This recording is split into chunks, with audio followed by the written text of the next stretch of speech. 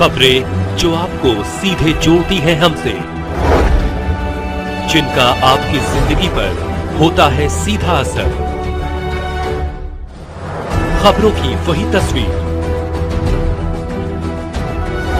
बिना बदले बिना डरे, जज्बा सच का लिए, सच दिखाते हैं। किसान भाइयों नमस्कार। देवास जिले में लगभग 3 लाख हेक्टेयर में गेहूं और चना की जो खेती है करीब 75 से 80 हज़ार हेक्टेयर में होती है। और इनकी फसलों को उगाने के लिए जैसे अपन सिंचित गेहूं की बात करें तो 120 किलोग्राम नाइट्रोजन, 60 किलोग्राम फास्फोरस और 40 ग्राम पोटाश की आवश्यकता होती है।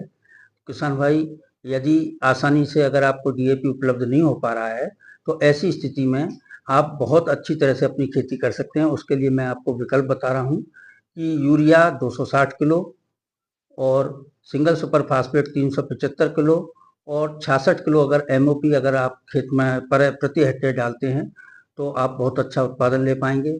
एक अगर इसके अलावा 12-32-16 की उपलब्धता आसानी से है तो यूरिया 213 किलो, 12-32-16 जिसको आप एनपीके बोलते हैं उसको 187 किलो और एमओपी जो म्यूरेट ऑफ पोटाश है उसको 17 किलो प्रति हेक्टेयर की दर से आप डालें खेत में।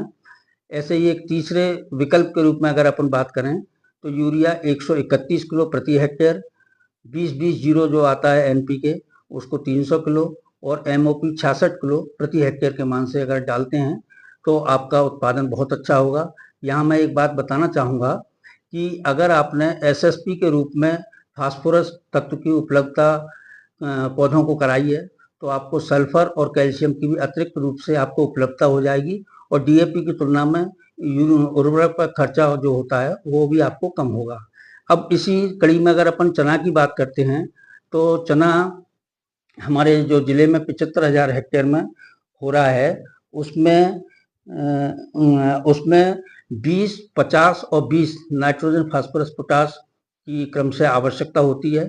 तो यूरिया 40 किलो, 312 किलो एसएसपी जिसको सिंगल सुपर फास्फेट कहते हैं और एमओपी 33 किलो की आवश्यकता होगी।